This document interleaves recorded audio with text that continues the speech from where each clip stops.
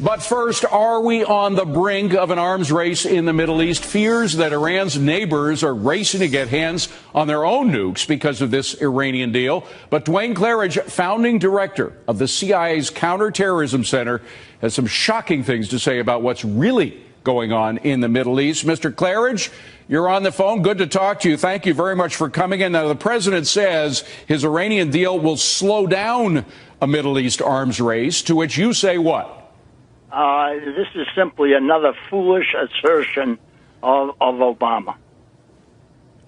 He must think that the majority of the Americans are as ignorant as the Americans who vote for him. I mean, this is absolute nonsense. It will create an arms race.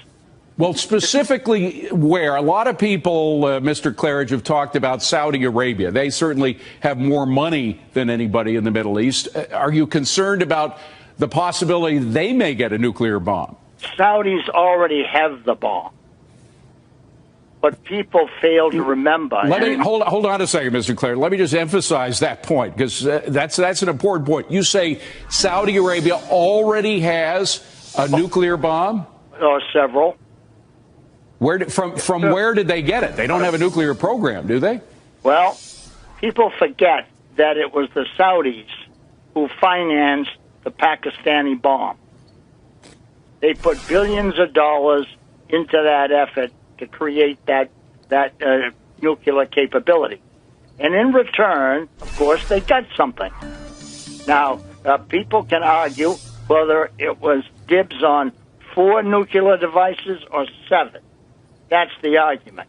But no one really in the know argues that they do have access to nuclear weapons. Well, this is extraordinary news, I think, for a lot of Americans, Mr. Claridge. And you do, just for those who don't know your background, you have a very extensive background in the CIA. You still have a lot of contacts in the Middle East. Are these nuclear weapons that you say Saudi Arabia now has, are they in Saudi Arabia, or are they in Pakistan waiting to be shipped to Saudi Arabia, or what?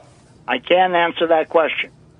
But what I can say is, if people argue whether the Saudis could actually deliver the weapons to Iran, I say they could. They have a capability with their F-15s, and don't forget the Chinese missile system that sits in the middle of the desert of Saudi Arabia, which has been kept up to date.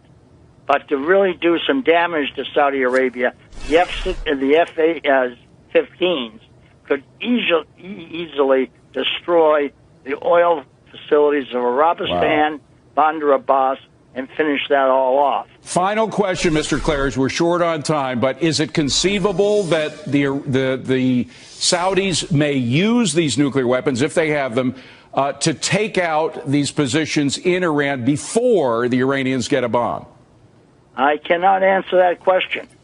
But I think if you sit around some evening on your patio with a fine glass of vintage port and a fine cigar, you may be able to come up with the answer yourself. All right. Dwayne Claridge, a legend in the CIA. Dwayne Claridge, thank you very much for joining us.